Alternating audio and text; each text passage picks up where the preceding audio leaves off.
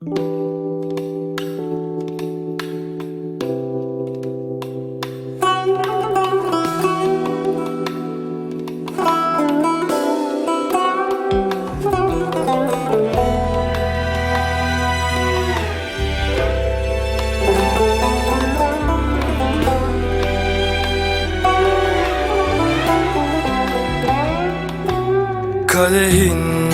dibini vurunca dostlar masaya, gönlümün sokaklarında kandiller yanar.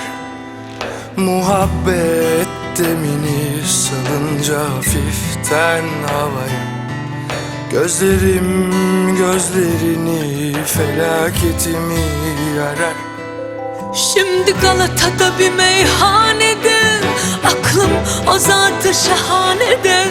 Dostlar gönlümü eyler boşa, artık kalmadı bir bahanede. Şans ne gezer divanede, onca içtik meyler boşa.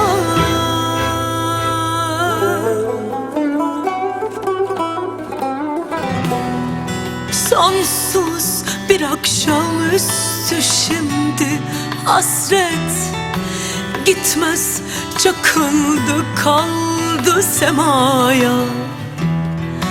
Canımın canı gönlümü kahret, gitme müptela etme cefaya.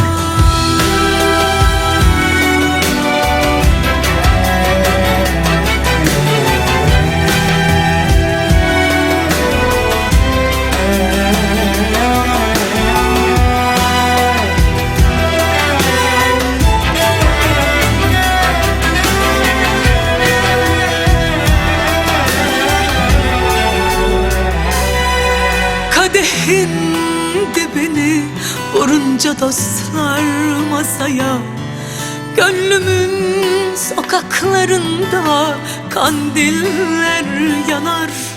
Muhabbet demini salınca hafiften havaya, gözlerim gözlerini felaketimi arar.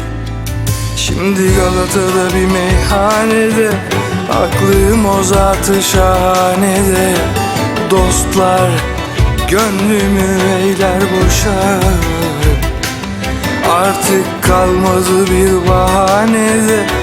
Şans ne gezer divanede, onca içtik meyler boşa.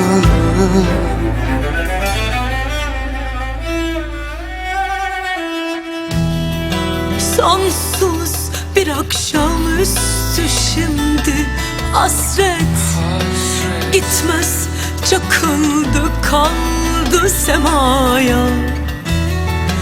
Canımın canı gönlümü kahret, gitme müptela etme cefaya. Sonsuz bir akşamüstü şimdi hasret gitmez, çakıldı kaldı semaya. Canımın canı gönlümü kahret, gitme müptela etme cefaya.